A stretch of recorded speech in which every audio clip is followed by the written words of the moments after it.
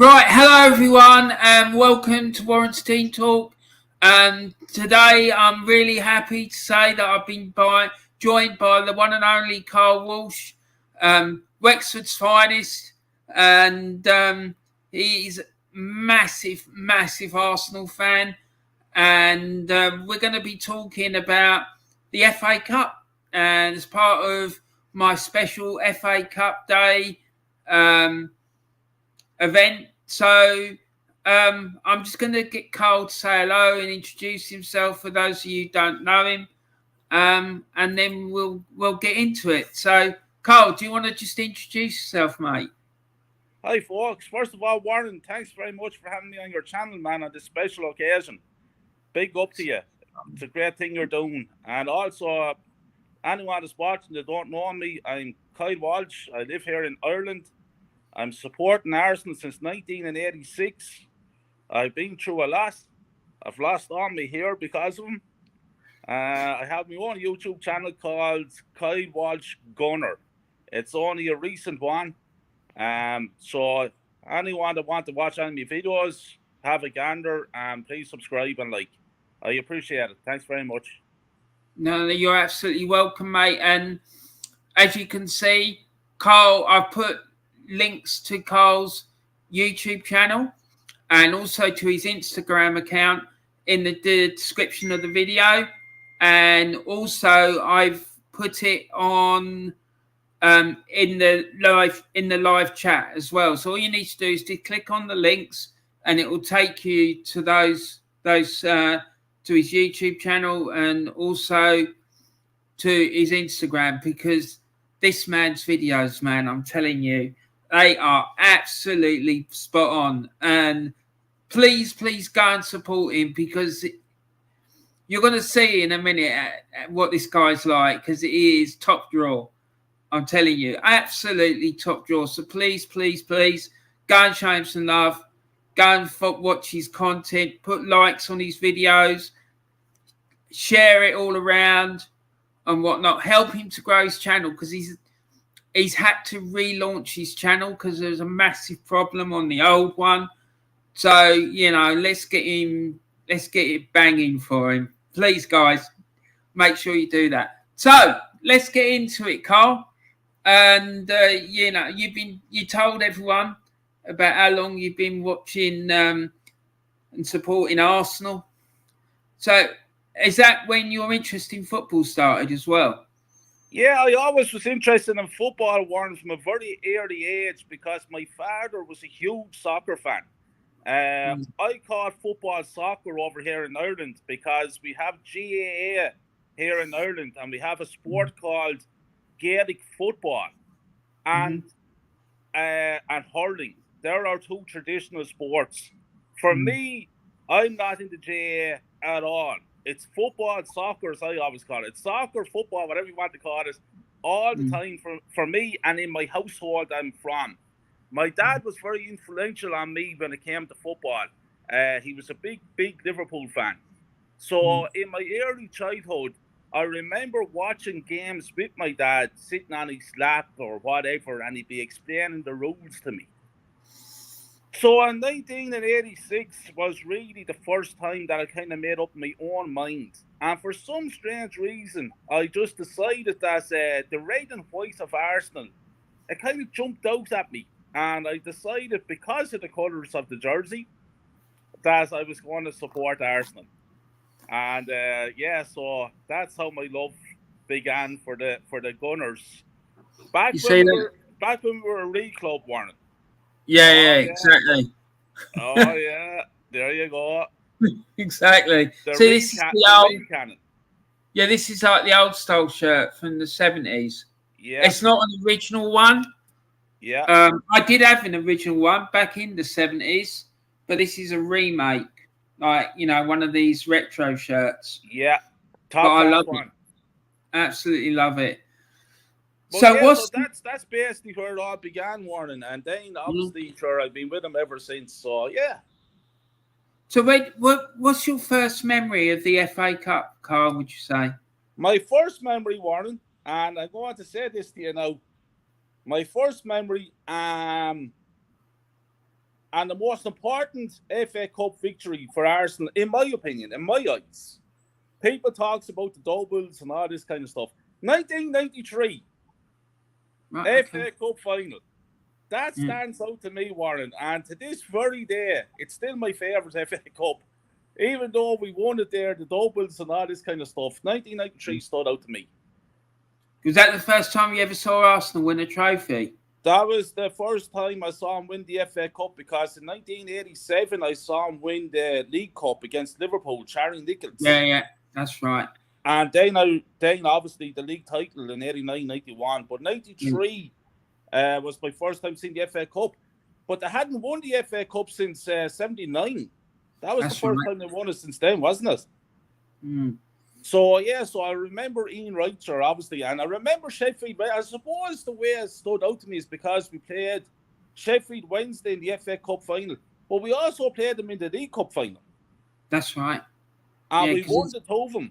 So that's right. And there's not many sides that have done it. I think there's only 3 teams that have won both in one season. It's quite rare. It is. It's really rare to win both of them in one year. Yeah. Liverpool might do it again. Do it this year if they beat Chelsea today. I hope to do. So it'd be interesting. It could make a bit of history. Yeah. Del Boy's just texted me, but I'll deal with him in a little while. So I remember Ian Rice. That was a 1-1 draw, if my memory serves me right, and we went back into a replay. And I remember big Andy Linnigan scoring in the dying moments of extra time before it went into a penalty shootout. Sorry, say that again? I remember big Andy Linnigan scoring the winner with the header. That's right. In the replay before it went into a penalty shootout. It was only the dying moments. I remember that. I remember the excitement. Unbelievable. I think Paul Merson took the corner kick, and Big Andy got the head on it. And he played, if I remember, he actually broke his nose very early in that game. So he played the whole game with a broken nose. And then he got up for the header there at the end. Oh, brilliant. Absolutely brilliant. No, it was fantastic. I remember both those games. Yeah. There was one of the games, I think it was the League Cup, and a guy by the name of Steve Morrow. He scored the winner in the League Cup final, and they were celebrating at the end of the game, and Tony Adams had him up in the air, and he dropped him, and he broke his shoulder. Yeah, his shoulder, yeah. It was brilliant. They were great times, though, weren't they? That's when football was football. Not like the Mickey Mouse stuff we have today, you know. So we got Carl Rossi coming to the chat. He's saying, big up Warren and Carl, 2 absolute real ones. Thank you, Carl. And it's good to see you in here, mate. Thanks a lot. And we got Old School Gunner, and he's saying, hi, Warren. Hi, Carl. Thanks a lot, Old School. I hope you're well. So, so what would you say is your favourite memory of the FA Cup, Carl? My favourite memory would be, I would say to you, the Andy Linnigan goal in 93. But there's been so many good memories, Warren, when it comes to the FA Cup, especially because we've won it so many times. Yeah, that's true. So we've had so many good memories. Like, I wasn't around for it. I saw highlights of it. The 79 FA Cup final. Sure, that was absolutely outstanding. I would have loved to have seen it. I was only a year old, Warren, when that happened. But Lee Brady, the way he crossed the ball, and Alan Sutherland coming in for the winner. Sure, amazing stuff like. Were you at that game, Warren? No, I wasn't. I was about, how old was I? I was 12. And I watched it at home on TV. But I went the following year in the final against West Ham. And, problem was that final, we were exhausted because we played 71 games that season. Yeah. And, it just took its toll in the end. The players were dead on their feet. They were like playing. Some in April and May, we played 17 games that year, right? 17. So we were playing every 2 days, every 3 days. The maximum gap we had between games was 5 days, right? And then we got this clown at the moment complaining about playing 1 game a week. It's just ridiculous. It really is. It's embarrassing. Yeah. On 8 million a year. Lee Brady, them fellas wasn't on 8 million a year. I know, man. But going back to the FA Cup, right? What, apart from the Arsenal Cup finals, yeah. What is there any particular cup final that sticks out in your memory? Would you say? Was the Portsmouth that won the FA Cup under Harry Redknapp? God. When what? Sorry, Spurs. Right saying that. Spurs. No, of course you're allowed to say. You can say whatever you want, man. That's not a problem. I remember being in a hotel watching that game, and I was absolutely delighted. How many years ago was that, Warren? Oh, fuck, I can't remember. I try not to remember the games with them. I remember ones in the early 80s. They won it in 81 and 82, but I try not to think about it, to be honest. I remember that, though. Yeah, I remember that. And which other one? I'm just trying to think there. So Man United there, the treble, the time they won the treble. So that 1999, Warren, my father had an old kind of wooden chair. It was a wooden chair after that game. I smashed it in bits off the floor. I can imagine. When Bergkamp stood up to take that penalty, and Schmeichel saved us, for them bastards to go on and win the treble, I absolutely lost the plot completely. How lucky were they that year to win the treble, like, you know? And sure, ever since we've been listening about it. See, I had this conversation the other night with Kenny Ken when he kindly came onto my channel, and we were talking about the 99 season, and like that when Bergkamp missed that penalty against them United in the semi-final, and I said to him, I'm convinced that if Bergkamp had scored that penalty, it would have been us that done the treble. But Kenny Ken said to me, no, Lauren. He said we were out of the European Cup by then, right? But I don't know why I had that idea in my head, but I'm convinced if we knocked them out of the FA Cup, we would have won the league and we would have won the cup, definitely, because they gave them such a lift. Yeah. Because we had them on the rack. Yeah. We did. We had them on the rack. And if Bergkamp had scored that penalty, because he never, ever missed penalties, if he'd scored it, that would have been it.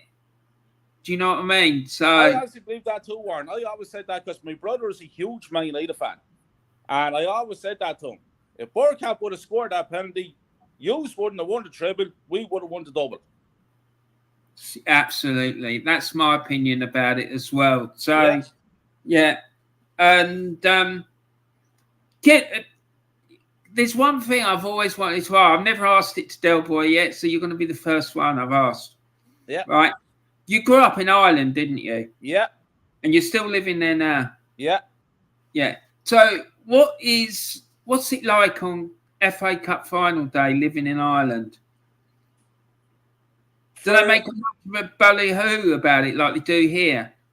No, because here in Ireland they were all talking about the All-Ireland final, the hurling final, or the Gaelic football final. And I said to all that, I just not jam, man. You know what I mean? Fuck that shit. For me, I think the football fans here in Ireland would make it a special day, Warren. I'll give you a little example of what I do. My tradition of the FA Cup here, living in Ireland. Yeah, please do, mate. Please. So my tradition is this: I get up on FA Cup day. I don't care who it is, Arsenal, Liverpool, Chelsea. I don't care who's in the final. This is my final day. So I get up out of bed in the morning, come up the stairs, put on a big fry up. I have me fry up for my breakfast. I'll sit down. I'll turn on Football Focus on BBC One. And I'd look at the hour or an hour and a half of Football Focus on BBC One. Yeah. I run across to the little restaurant over the road and I get myself a roast chicken dinner. So there's no cooking. I'm not wasting any time cooking. I just go in, 20 minutes, have my dinner, back home. Get everybody out of the house. I don't want to see fucking no one. Woman, child, friends, brothers, whatever. I don't want to see anybody. I want to be left on my own. I sit back then, Warren, turn on the BBC One or ITV, whatever. Turn up the home cinema surround sound. Sit back and take in the whole atmosphere, the whole build-up.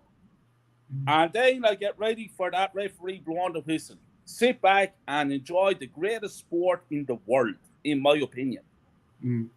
And get into it, no matter who's playing. And look at the cup being lifted and wishing that it was us that was lifting this and stuff like that. And then later on tonight, then after the game, I'd head out then and have a couple of drinks and I'll talk to a few of the fans and have discussions and probably get into a few fights about it and come home then, Warren, and show back to reality then tomorrow. That's my tradition. Always have been, always will be. I'm here as we speak on my own because that's where I want to be left all day. Well, fair play to you, mate. It sounds like a great day to, get all the people out, enjoy yourself, all the food, the drink. Yeah. Well, Warren, unfortunately, the FA Cup is not the same as it used to be. And people say about European football and big money now in the Premier League and stuff like that. The fucking scumbags up there in Old Trafford is the ones that fucking destroyed the FA Cup in my eyes. When they walked over to go across the play in some World Cup club competition. So that's who destroyed us at the very start, and it should have never been allowed. The FA should have never allowed that. The question I have to ask, when was Alex Ferguson and the scum up there? How are they so bigger than football in general? Because they're not. They destroyed it for all the other clubs, Yeah. See, I remember that happening, and I think that they got pressurised by the FA to do that, to go and play it. But they should have stood up to him and said, "No, we're not doing it." Do you know what I mean? Because the FA Cup's the FA Cup. The domestic football has to come first. Yeah. I just think it wasn't very well organised by FIFA. They should have sat down with them all and come to an agreement about when the tournament was going to be played, so that it didn't interfere with the domestic seasons of all the clubs taking part. Because I think there was about 6 sides in it, from the champion, the equivalent of the European champions, the South American champions, the Asian champions, and so on. And I just think it was really handled really badly. Absolutely, 100%. Look at this comment here. The memories of my hatred towards United during the 90s, early 2000s. I miss it badly. What a legendary rivalry that was. And it was a legendary rivalry. And yeah, I agree with Carl. I miss it too, man. What's your thoughts about that? And it sickens me. It kills me to watch Arsenal play at Man United these days and fucking shaking hands and hugging each other and comparing each other's tattoos to each other. I want that hatred back. I want the right. Exactly. I mean, it was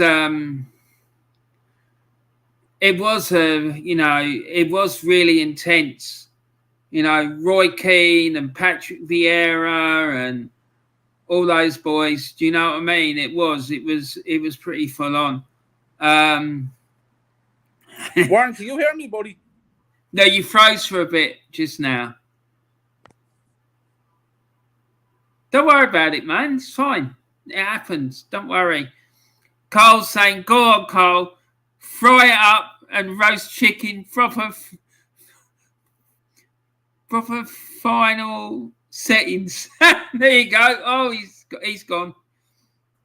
Yeah, Carl's there he is. He's back. Don't worry, man. It's fine. And right, so Carl's got a question for us, all right? Yeah. Saying, how long does an Arsenal defeat hurt you? For me, it messes me up for at least 2 or 3 days. So I'll let you answer that first of all, Carl. Yeah, a defeat for Arsenal really affects me for about a good week, about 5 days. My missus always says to me, Jesus Christ, like she knows nothing about football, but as soon as she sees me, she knows Arsenal's have been beaten or not. Like the other night, for example, I came home. Oh no, please don't tell me you got beat. I said, yeah. She said this morning, she's going out to the mother's house. She said to me this morning, Kyle, get out of the fucking humour, will you? I'm like a dog ever since, and I will be. It's hurting me big time. Any defeat hurts me big time. Exactly. And I mean big time. Yeah. I mean, for me, there's 2 things, right? One, it depends who we're playing. Another thing about it, it depends on the importance of the match. And then the other factor is it depends also on my feelings towards the other team. So losing to Tottenham always really hurts for me because my rivalry with Spurs goes back to the 70s, right? You know, I know that Chelsea now are our main rivals and whatnot, but back then it was Tottenham, right? So that does hurt. And then if there's something at stake, like there was the other night, like qualifications for the Champions League, it's painful. Or if it's the status as London's #1 club, because when we beat them in the 1987 League Cup semi-final, it wasn't just the fact. There was 3 things, right? Local bragging rights against Tottenham. Then there was a place in the League Cup final. And then third, it would cement our position as London's #1 club. So all those 3 things added together made that game really, really intense for me. All right. And the fact that I was at the game as well. So those are the sorts of things that that come into play. And for how long it takes me to get over it when we lose, all those factors I've told you, it depends on all those things. That game the other night, I'm still really upset about it when I think about it. So I'm trying not to think about it and been focusing on today, making sure I get this right for everyone and whatnot. So yeah, that's my answers, Carl. I just say something there too, Warren. Before you go on, I'd like to say to Carl that this is just me now, and that stands for anyone else. For me, I'm involved there with a woman, and when I got with her, I said to her, "Listen, Arsenal is a huge part of my life." I said every single day, not one day goes by without Arsenal being mentioned.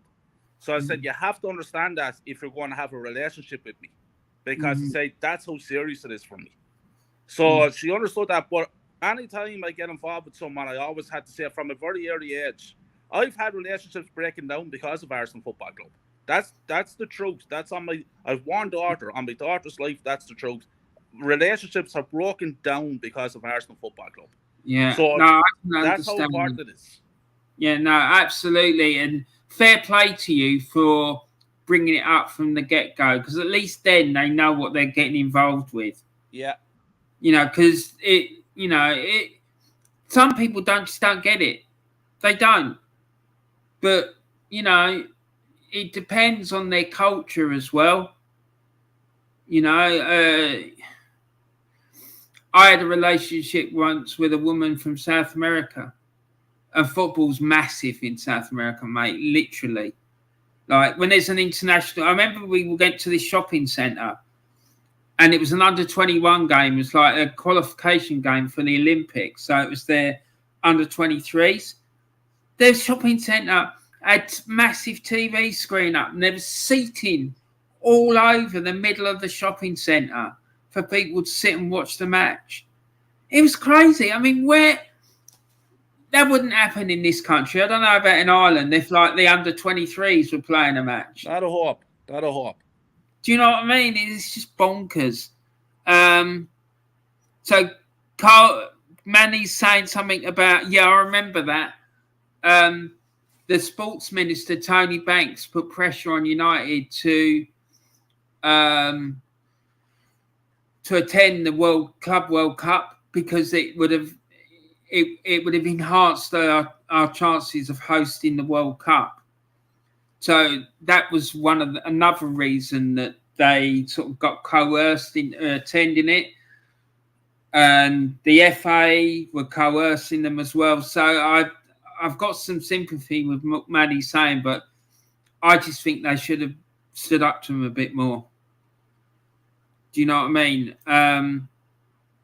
Anyway, so moving on, Carl. Obviously nowadays in England, the FA Cup hasn't got the same status as it once had.